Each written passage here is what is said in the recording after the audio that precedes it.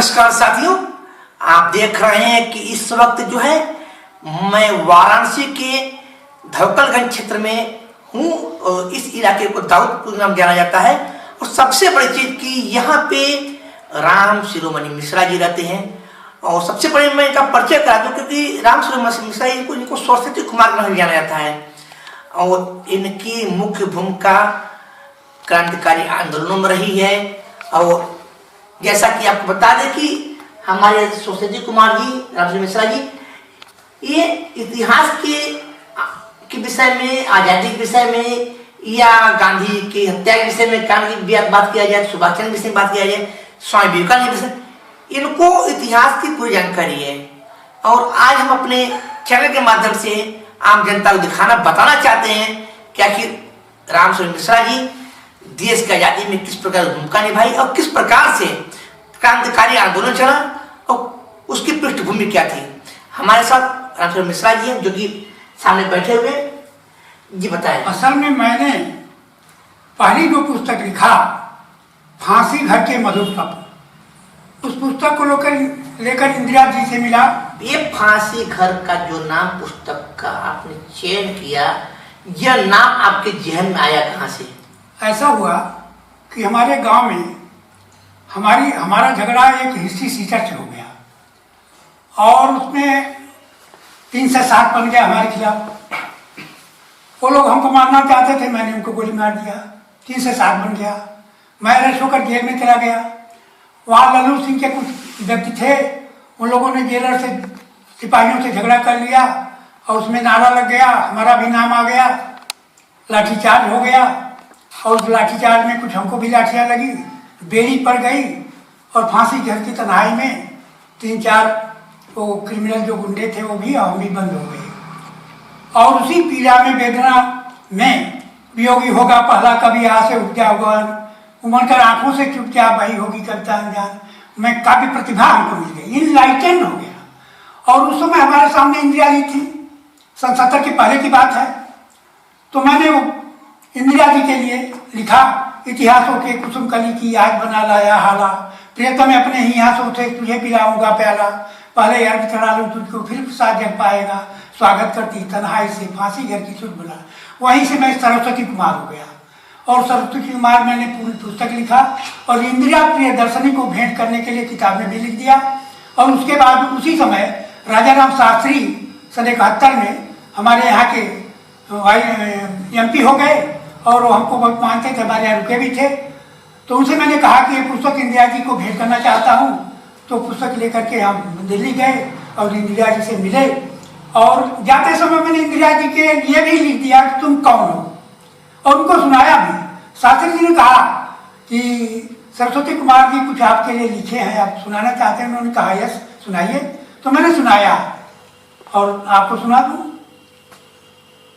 तू उषा के प्रथम किरण को साथ लाने वाली राजा मनु की एकलौती दूता हो, तू गंधार पर्वत से उतरकर पुष्कलवती के विजलवन में पासंती की शोभा निहारने वाले इला कुमार पुरुरवा की उर्वशी हो, तू 55 कोट जनता की उर्वशी हो, चंद्रभागा विदस्ता के हरे भरे घास के मैदानों में ऋग्वेद की ऋचाओं पर शास्त्रार्थ करने वाली घोषा और विश्ववारा का रक्त तुम्हारी धमनियों में प्रवाहित हो रहा है। बताते सारी दुनिया कि तुम कौन हो, दिखा दो ऋग्वेद को, पढ़ा दो ऋग्वेद को। अभी अभी तुमने पूरब में विभावरी का घूंघट नया सवेरा लाई हो, अभी अभी तुमने पूरब में, बांग्लादेश बना था, विभावरी का घूंघट खोल नया सवेरा लाई हो।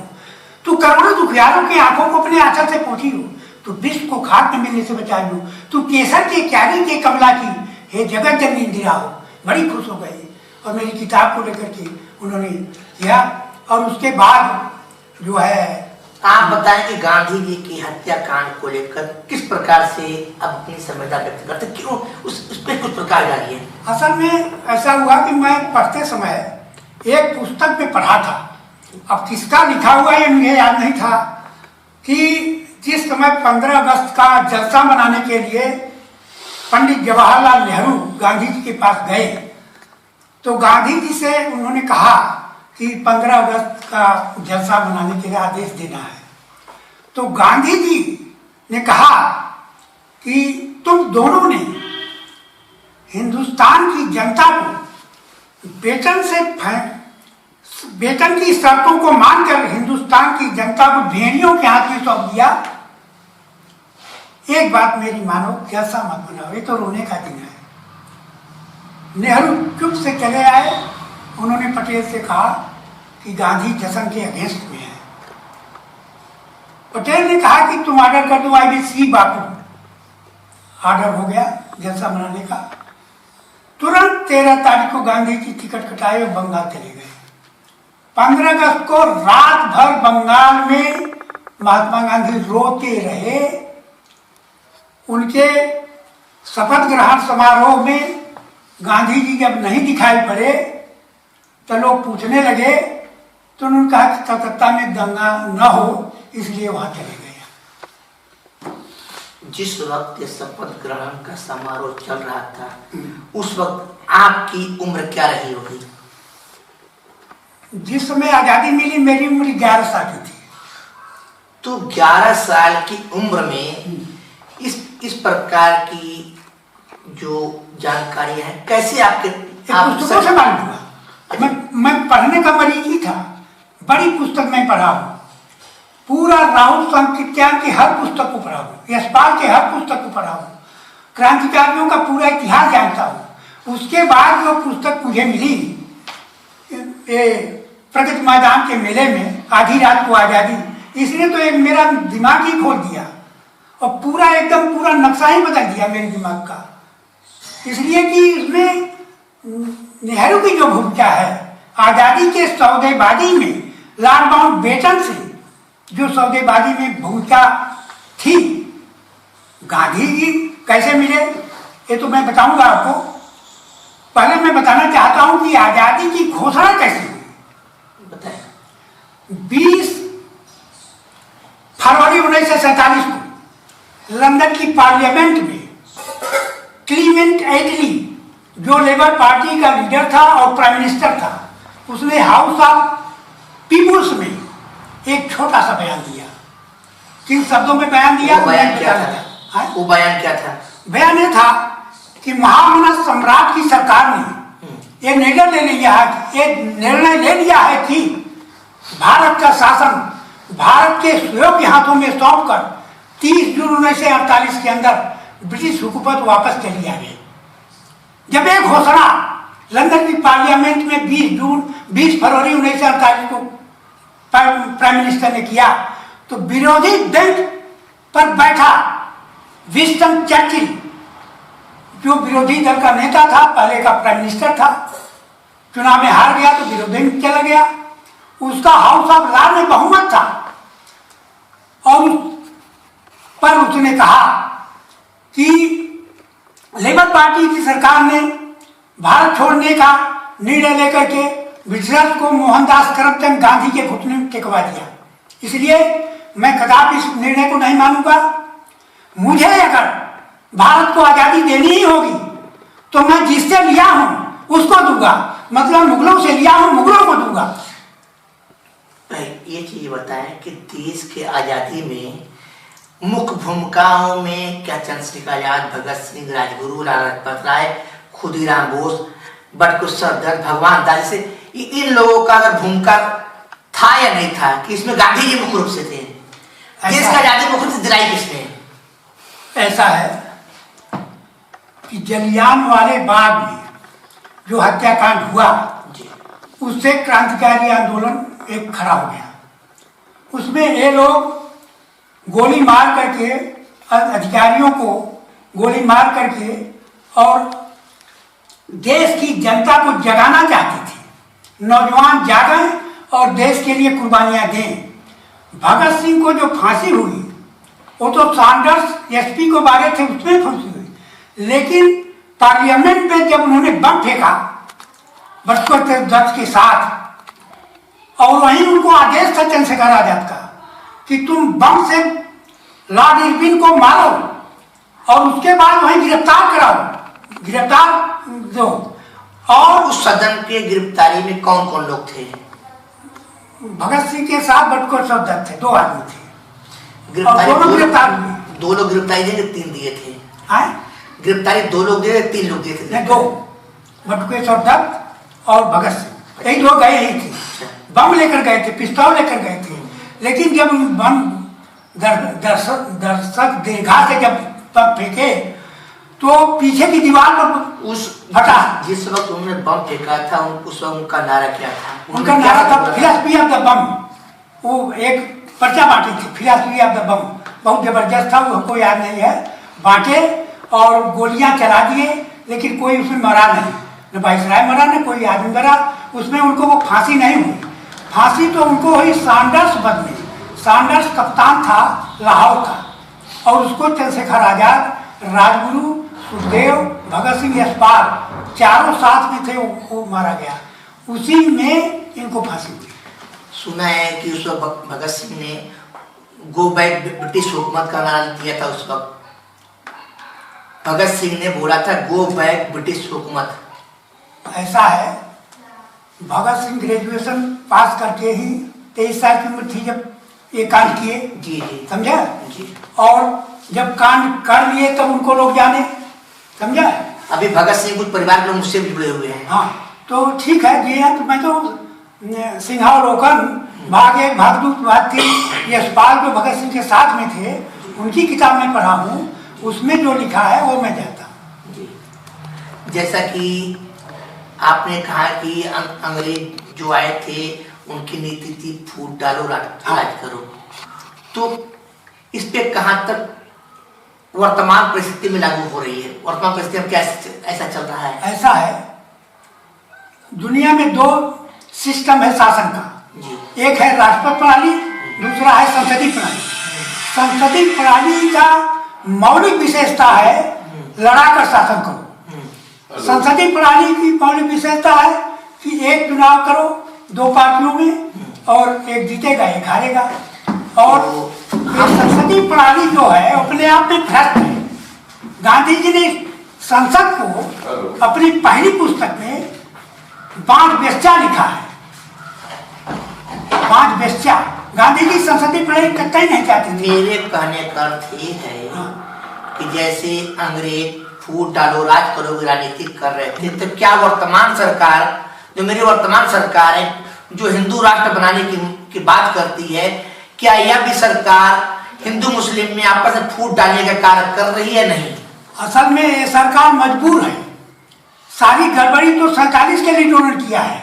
इनको अंग्रेजों ने जो सिस्टम बनाया लूटने के लिए, ईस्ट इंडिया कंपनी का मतलब है डाकुओं की। तो आपके कहने का अर्थ मैं ये मान लूं कि ये वर्तमान सरकार लूटने का कार्य कर रही है? वो तो मजबूर है करने के लिए, क्योंकि पार्लियामेंट्री सिस्टम ही लूटने के लिए बनी हुई है। गांधी जी ने इसी दिन कहा था कि तुमने देश की जनता को भेड़ियों के हाथ में सौंप दिया, आज एमएलए हो जाइए 2 साल के अंदर खरबपति हो जाएंगे, एमपी हो जाइए खरबपति हो जाएंगे। हो रहे हैं, कितने खरबपति बैठे हुए हैं एमपी के रूप में। तो इस आपके कहने का अर्थ मैं स्पष्ट तौर से ये मान लूं कि वर्तमान जो भी सरकार है, कानून व्यवस्था, लाइन ऑर्डर है, वो टोटल ब्रिटिश गवर्नमेंट वाली ही चल रही है। बिल्कुल चल रही है, लेकिन इसके लिए वर्तमान के लीडर जिम्मेदार नहीं है। वर्तमान के लीडरों को गाली देने की कोई जरूरत नहीं है किसी पार्टी की। ये सारा 47 के लीडरों ने जो चेंज कर सकते थे, जैसा कि आप देख रहे हैं कि बराबर हिंदू मुसलमानों अन्य जाति के लोगों को आपस में बांटने का कार्य किया जा रहा है। तो हम इसे किस रूप में माने? इसको आप इस रूप में मानिए कि इन लोगों ने गांधी के सारे सिद्धांतों को तिलांजन दे दिया नेहरू और पटेल ने। एकदम ब्रिटिश की जो हुकूमत थी, ब्रिटिश का जो कानून था, ब्रिटिश का जो व्यवस्था थी, उसको एक्सेप्ट करके इन लोगों ने जो भारी भूल की है ये नाकाबिले बर्दाश्त है। और आज जितनी समस्याएं हैं, भ्रष्टाचार की समस्याएं, जितनी समस्याएं बेकारी की समस्याएं, जितनी समस्याएं महंगाई की समस्याएं, एक ब्रिटिश पार्लियामेंट्री सिस्टम की देन है और उसको अपनाया है नेहरू और पटेल ने। इसलिए सारी भारत की व्यवस्था इन्हीं के जिम्मे जाती है। आज मजबूर है मोदी जी, मजबूर है 80 करोड़ व्यक्तियों को, गरीबों को खाना देने के लिए। क्यों 80 करोड़ खाना देने के लिए? ये पार्लियामेंट्री सिस्टम में स्वयं इंग्लैंड खत्म हो गया, स्वयं ब्रिटेन खत्म हो गया, 53 देशों पर उसका शासन था, जिस प्रकार इसी से खत्म हो। जिस प्रकार से आप कह रहे हैं कि हमारे वर्तमान प्रधानमंत्री महोदय लोगों को राशन खिलाने के लिए मजबूर हैं, तो क्या हमारी सरकार लोगों को शिक्षा, व्यवसाय, उद्योग नहीं दे सकती है? अगर उनके पास उद्योग रहेगा, व्यवसाय रहेगा, तो राशन क्यों सरकार से लेंगे? देखिए, मैं बता दूं जी कि गांधी जी ने लिखा है कि जब स्वराज आ जाएगा तो भारत में एक भी नशीली वस्तु की दुकान नहीं रहेगी, एक भी शराब की दुकान नहीं रहेगी। लेकिन नेहरू के आते ही गली गली में शराब की दुकानें बनने लगी, गली गली में हिस्की ब्रांडी, और गली गली में तो सारे देश को शराबियों का देश मिस्टर नेहरू ने बना दिया। अब आप इसको बंद भी करना चाहें, नहीं बंद कर सकते, कदापि नहीं बंद कर। देखिए, जो एक्साइज विभाग होता है उससे देश का राजस्व अगर आता है तो उसे सरकार कदापि बंद खुद ही नहीं करेगी। तो कहने का अर्थ मेरा ये है कि जिस प्रकार से हमारे प्रधानमंत्री देश के लोगों को राशन दे रहे हैं कि भाई आपके पास खाने व्यवस्था नहीं, आप कंट्रोल से प्रतिदिन लेकर प्रति महीने लेके जाओ, तो क्या हमारे प्रधानमंत्री को यहाँ के युवाओं को रोजगार देना चाहिए, यहाँ के युवाओं को उद्योग देना चाहिए, व्यवसाय देना चाहिए और शिक्षा का स्तर मजबूत करना चाहिए, नहीं करना? मैं इसलिए पूछ रहा हूँ। जब आज़ादी मिली तो 33 करोड़ हिंदू थे, 44 करोड़ की आबादी थी, 11 करोड़ मुसलमान थे और 33 करोड़ हिंदू थे। तब भी बेकारी थी, तब भी महंगाई था, तब भी जो है नेहरू जी कहते थे कि मुझे मुसलमानी खत्म करना है, मैंने गरीबी खत्म करना है, मुझे महंगाई खत्म करना है, मुझे बेरोजगारी खत्म करना है। ये भी रोते थे, उनका सारा भाषण हमको याद है। और उसके बाद महंगाई बढ़ती गई। अगर महंगाई की बात करते हैं तो सन 1984 के जो दंगे हुए थे उस वक्त की काल मुझे याद है कि उस वक्त 2 रुपये 60 पैसे किलो की गेहूं हुआ करती थी। अब वर्तमान में इस वक्त आटा लेने जाएगा मार्केट 35 रुपये किलो, तो महंगाई कहाँ से कहाँ पहुंची? ऐसा है, महंगाई क्यों बढ़ती है? महंगाई इसलिए बढ़ती है कि जो चुनाव हो रहे हैं, एमपी का चुनाव, राज्यसभा का चुनाव, लोकसभा का चुनाव, एमएलसी का चुनाव, एमएलए का चुनाव, जिला परिषद का चुनाव, ये सारे का सारा चुनाव का खर्च ये नेता अपने पार्टी से नहीं देती, ये कारोबारियों से, व्यापारियों से पैसा लेते हैं और पैसा लेकर के खर्च करते हैं। और महंगाई के रूप में वो किसान, वो मजदूर, वो महंगाई के रूप में पैसा देता है, वापस करता है। इसीलिए सन 1952 में 20 आना बोरी सीमेंट था और हम मकान बनाने लगे 53 में 5 रुपया बोरी हो गई। फिर उसके बाद आप मकान के बनाने की बात कर रहे हैं। जिस समय मेरे पिताजी की शादी हुई थी उस वक्त मात्र 15 रुपए में शादी हुई थी। हाँ। इस वक्त शादी करने 1.5 लाख क्या 15 लाख भी खर्च हुआ, शादी उस प्रकार संपन्न नहीं हो पाएगी। उस वक्त 15 रुपए में शादी पूर्व संपन्न थी। उस काल में भी हाथ में साइकिल मिली थी। तो इसलिए तो महंगाई कहाँ से कहाँ पहुंची? महंगाई जब तक एक पार्लियामेंट्री सिस्टम नहीं खत्म होगा, राष्ट्रपति प्रणाली नहीं लागू होगी।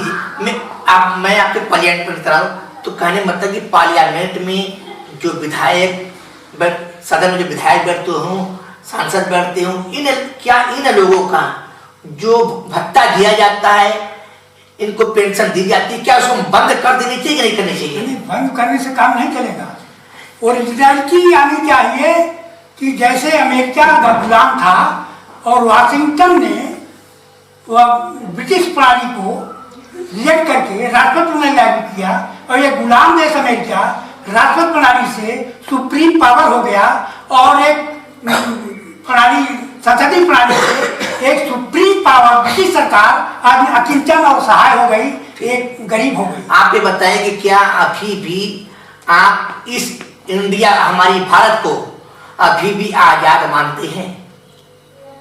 भारत, अभी इस देश को आप आजाद मानते हैं? देखिए भारत, मेरी बात तो सुनिए। हाँ, मेरी बात सुनिए। क्या अभी इस देश को आजाद मानते हैं? क्योंकि अगर आजाद देश है तो यहाँ के नागरिक किसी चीज को लेकर धरना प्रदर्शन करते हैं तो डीएम से परमिशन लेते हैं। जब मेरा देश लोकतांत्रिक देश है, इस देश में पूर्ण स्वतंत्रता करे तो फिर इस प्रकार की अगर चीजों को इस्तेमाल किया तो फिर देश को आजाद कैसे माना बताइए आप? अगर देश को आजाद मानते नहीं मानते आप?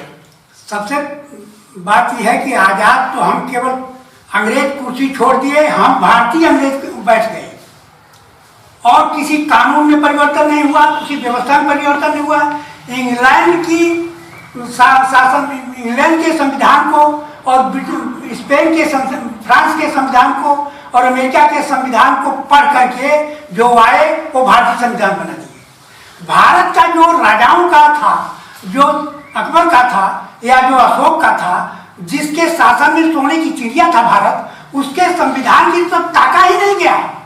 और संविधान बनाने वाले सब लंदन के पढ़ने वाले थे, सब अंग्रेजी सभ्यता के गुलाम थे और उनकी मानसिकता क्रिश्चियनिटी थी।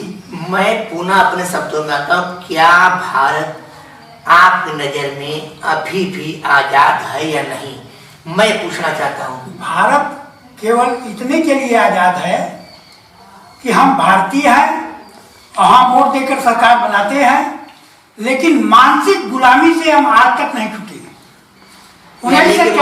यानी कहने करते कि मानसिक रूप से हम गुलाम अभी भी गुलाम है। अगर बात करते हैं सदन कोटों की, तो अभी 2 दिन पहले एक योजना लागू हुई है सरकार द्वारा कि जो लोग पहले मतदान करने जाया करते थे, अब मतदान स्थल पर उनको जाने का सत्ता नहीं, अपने लैपटॉप से एक साइट उनकी खोलेंगे, अपनी वोटिंग यहीं से कर देंगे। ये कहाँ तक सफल है और क्या यह सही है?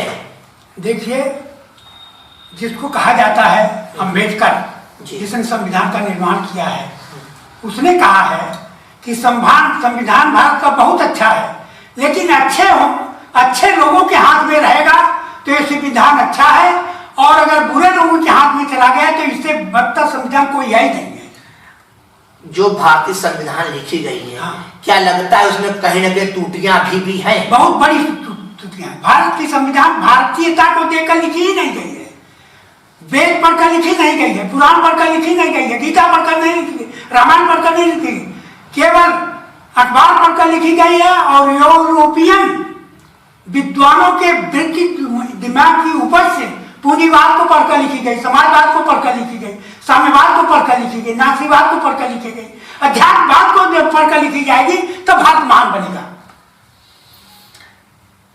चलिए, भारत महान है, महान रहेगा, अलग की बात है। अब मैं आपको बताना चाहता हूँ कि कैसे गांधी जी, लेकिन मैं उसके बाद में बात करूंगा। लेकिन जो मैं आपसे जानना चाहता हूँ, हम आपसे जानना ये चाहते हैं कि अभी देश की स्थितियाँ जिस प्रकार चल रही हैं, क्या लगता है कि आने वाले समय में इस देश में भूखमरी का दौर आ सकता है? बहुत बढ़िया, आएगा। ऐसा है कि एक पहला प्राइम मिनिस्टर है जिसको कि धरती की इतनी नॉलेज है, एक पढ़ा हुआ आदमी है, एक पढ़ा नहीं है, पढ़ा हुआ है, और ये अपने उसको पूरा अनुभव है, हर विषय का जानकारी है, अध्ययनशील रहा है। मैं इसके भाषण को सुनता हूँ तो मेरे दिमाग में ये बात आती है कि आज तक दुनिया के अंदर कोई ऐसा प्राइम मिनिस्टर नहीं हुआ जो मोदी से अधिक धर्म को जानता हो, इतिहास को जानता हो, मोदी से अधिक अध्यात्म को जानता हो। कोई प्राइम मिनिस्टर हुआ ही नहीं। मैं चर्चिल को सुना हूँ, मैं आइजनहोवर को पढ़ा हूँ, मैं नेहरू को भाषण को सुना हूँ, नेहरू की किताब पढ़ा हूँ। नेहरू जो कुछ है वो क्रिश्चियनिटी के नाते है।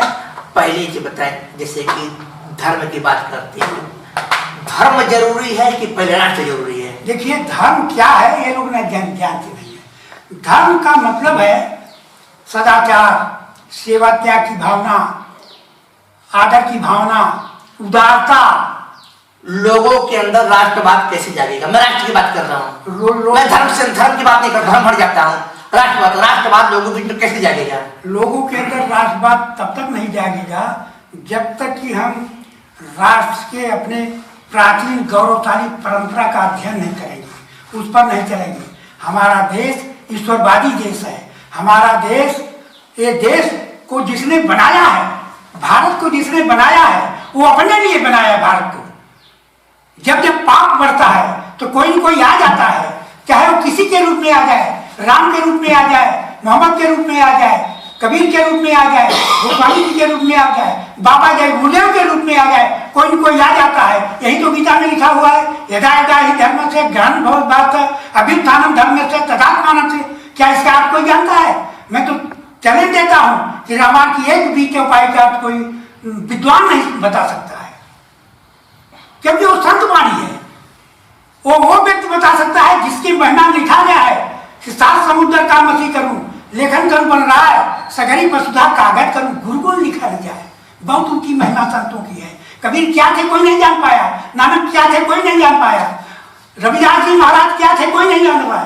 कभी हुए बाबा जय गुरुदेव आए और उनके साथ जो लोगों ने किया, दुर्दशा किया, उनकी क्या गति हुई, सब लोग जानते हैं।